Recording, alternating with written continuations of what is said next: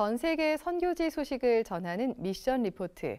오늘은 최근 대규모 시위가 벌어진 방글라데시의 소식을 살펴봅니다.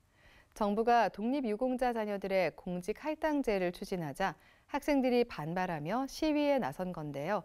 정부의 강경 진압으로 200여 명이 사망하고 9천 명 이상이 체포된 것으로 나타나고 있습니다. 대법원 중재 이후 시위가 잠정 중단됐지만 일부 재개되고 있어 관심과 기도가 필요합니다. 안전상의 이유로 가명을 사용한 위로하라 선교사가 현지 소식을 전해드립니다.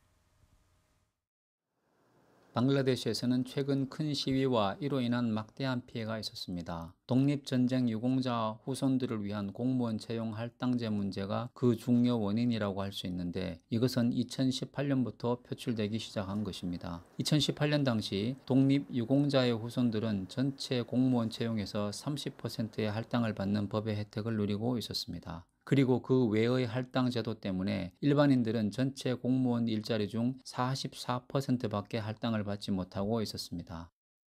개발도상국이라고 할 수 있는 방글라데시는 세계에서도 손꼽히게 높은 인구 밀도를 보이고 있고 청년 실업률이 약 41%에 육박할 만큼 매우 높습니다. 그런데 전체 공무원 일자리 중에서 단지 44%에만 기회가 있다는 것은 안 그래도 부족하고 어려운 취업에 더욱 희망이 줄어드는 것입니다. 그래서 수많은 학생들은 불만을 표출하며 조정을 요구하는 시위를 일으켰고, 정부의 수장인 수상이 이 법률을 무효화할 것을 약속하며 시위는 멈추게 되었습니다. 하지만 독립유공자 자녀 7명의 명의로 법률적으로 보장되었던 독립유공자 공무원 취업 할당을 보장해달라는 취지로 고등법원에 제소가 되었고, 지난 6월 4일 고등법원에서는 다시 이들에 대한 공무원 고용 할당 30%가 보장되어야 한다고 선고가 되었습니다. 그러자 법원의 이 결정에 반대하는 학생들의 시위가 7월에 들면서 본격화된 것입니다.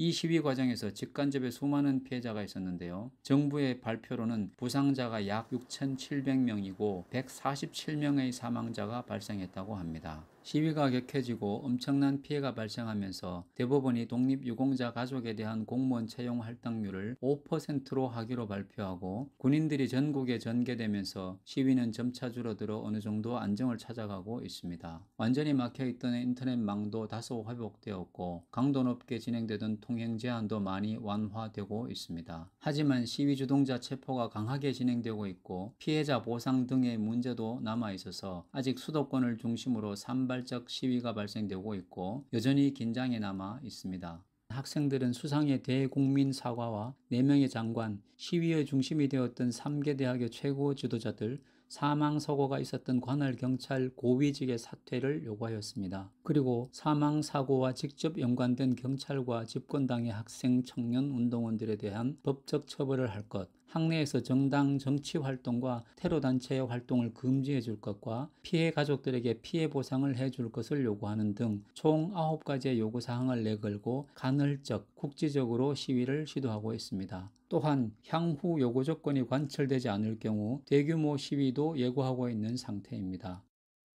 방글라데시에서는 오래전부터 학생들과 청년들이 정당에 연결된 별도의 조직에 소속되어 운동원으로 활동을 해오고 있는 실정입니다. 그리고 현재 집권 여당과 극단적으로 대립하고 있는 야당이 존재하기는 합니다만 정치력을 거의 상실한 상태입니다. 말하자면 현재 이곳의 정치 상황은 일당 독재에 가깝다고 할 수 있겠습니다. 이번 시위 기간에 일부 지역에서 교도소 파괴와 같은 엄청난 파괴 행위들도 있었는데, 이런 일들은 공무원 채용 할당제에 대한 순수한 학생 시위로만 보기에는 어렵지 않는가 합니다. 과거에 두 정당이 극단적으로 대립하고 폭력이 동원되었던 일들을 생각해보면 정치적 의미를 품고 있을 가능성이 다분히 있다고 생각됩니다.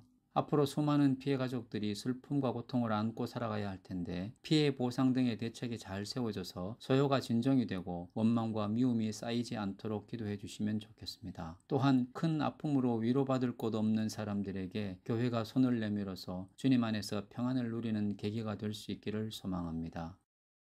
헌법에는 국가의 정치체제를 세속주의라고 선언하고 있습니다만 1988년 이슬람이 국교로 선포되면서 타 종교의 활동은 위축될 수밖에 없는 상황이 되었습니다. 윌리엄 캐리에 의해 성경 번역이 이루어지고 선교 활동이 시작된 지 200년 이상이 지났습니다만 기독교인 비율은 0.2%를 넘지 못하고 있습니다. 이 나라의 90%가 넘는 무슬림들에게 복음을 들을 수 있는 기회가 많이 생기고 진리를 갈구하는 마음이 생겨나기를 위해서 기도해 주십시오. 또한 그들에게 진리를 나눌 수 있는 창의적 방법들이 많이 개발되고 지혜와 사랑과 믿음으로 접근하는 더 많은 일꾼들이 일어나도록 기도해 주십시오. 이미 주님께로 회심한 형제자매들은 말씀을 사모하고 묵상함으로 말씀을 따라 순종하여 주변의 사람들에게 하나님 나라 백성의 모습이 잘 드러날 수 있도록 기도해 주십시오. 교회의 지도자들이 말씀을 깊이 묵상하고 연구하여 말씀을 바르게 잘 전할 때 듣는 사람들이 미신적 구복적 신앙에서 벗어나고 사랑과 섬김의 삶을 살 수 있도록 기도해 주십시오. 교회가 외부 의존적 모습을 벗고 자립의 길을 두려워하지 않아 주님의 은혜를 체험하는 것에 풍성하도록 기도해 주시기 바랍니다. 방글라데시에서 위로하라였습니다. 감사합니다.